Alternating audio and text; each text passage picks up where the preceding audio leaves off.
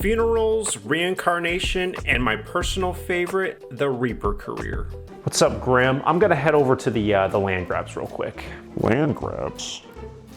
I don't see any of them on the list. Well, that can be arranged. Nope. That's not how this works. So the trailer for the Sims 4 Life and Death expansion pack finally dropped, and I would say people are pretty excited for it. Of course, a lot of people have their reservations because EA is pretty well known for releasing broken packs quite often. This pack does seem to have a lot more buzz around it compared to Lovestruck, because unlike that expansion, this pack actually includes things that people have wanted in the game for a long time. But with that being said, I just wanted to talk about some of the things I liked in the trailer, some speculations and concerns I've seen online, and there were some pretty crazy moments in the trailer that I think are worthy of discussing. I swear almost every big Sims channel had a video hot and ready to go like 2 hours after the trailer dropped, and I'm like, I guess I could do something. To be completely honest, the real reason I'm doing this video is just so I could do that skit in the beginning, but I guess I'll talk about some other stuff as well. So first of all, let's talk about the careers that they're going to be adding. Obviously, the biggest and most hype is the Reaper career, which everyone and their mother was speculating that they were going to be adding. Now, I was initially skeptical back in my video that I released a few weeks ago about them adding the Reaper career, but honestly, after seeing the trailer, I think it's actually pretty cool.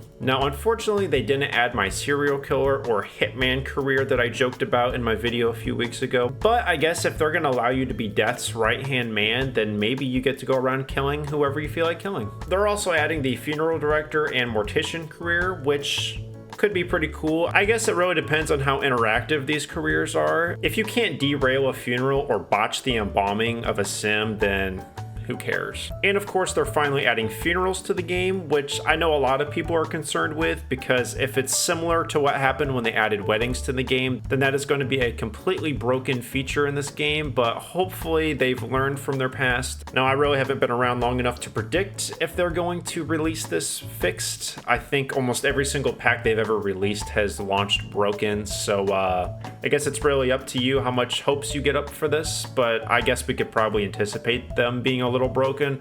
Hopefully they've learned from their past a little bit, but wouldn't count on it. But hey, they did say they weren't making a Sims 5, so you would hope that they would put more work into these packs, but I guess we'll see. Now, I have seen quite a few comments on YouTube and Reddit relating to the funerals that I thought were pretty funny. People have been mentioning that the Sims are probably very likely going to be unserious during these funerals. They're probably going to be cracking jokes, pranking the toilets, doing push-ups next to the casket. Hey, my condolences. I am so sorry for your loss. So the new world that they're adding, Ravenwood, is supposed to have a cemetery in it. And I really haven't read into this much to see how it's going to work. I don't know if you're going to be able to place headstones in this cemetery. I really hope that's the case, because that seems like a pretty cool feature. If you get someone killed and you collect their headstone, that it just automatically goes to that cemetery.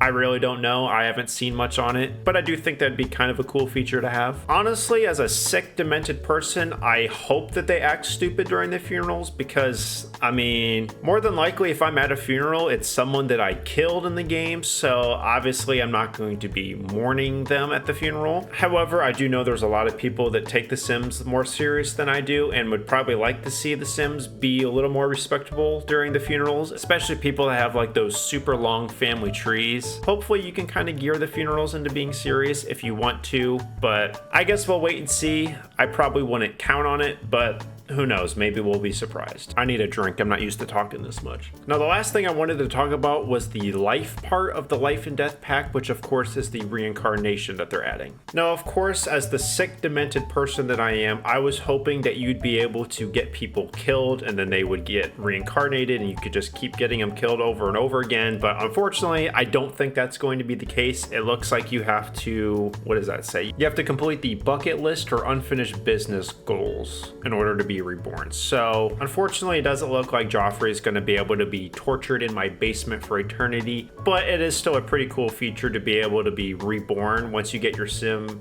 killed, or I guess if they die of old age or whatever. Which brings me to my other point. This might encourage myself as well as other people to turn on aging for their sim, because if there's an opportunity to grow old, die, come back, and basically start over, I think that's a pretty cool idea. Once your sim is reborn, you can actually add them to any household in The Sims, which is pretty interesting. I guess I could come back as Joffrey Landgraab's son, but if that were the case, I think I'd rather just die again. But yeah, I think that's a pretty cool feature. In fact, I think most of the things in this pack are pretty cool. I think it really just depends on if they deliver on these things. I do think the trailer got a lot of people actually hyped for this pack. It was pretty well made. It did have a little bit of an emotional drive. I might have shed a tear or two. Now the real question is, am I going to buy this pack? Who knows? I will probably wait and see how other people react to it. If it's a broken pile of junk, then the answer would be no. It's very hard for me to justify spending $40 on a pack when I could almost buy a whole new game for that amount of money, so I guess we'll wait and see. Now, ideally, if EA wanted to just give me these packs for free, that'd be great, but until then, I guess we'll wait and see if I should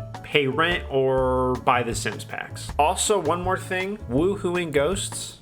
That's pretty damn crazy. And I think that's about all I have to say about that. That's it for me today. Don't forget to like, subscribe, leave me a comment. Let me know what you think about the reveal trailer. What are you excited for? What do you hate? Also, don't forget to join my Discord. The link will be in the bio, and I will see you all next video.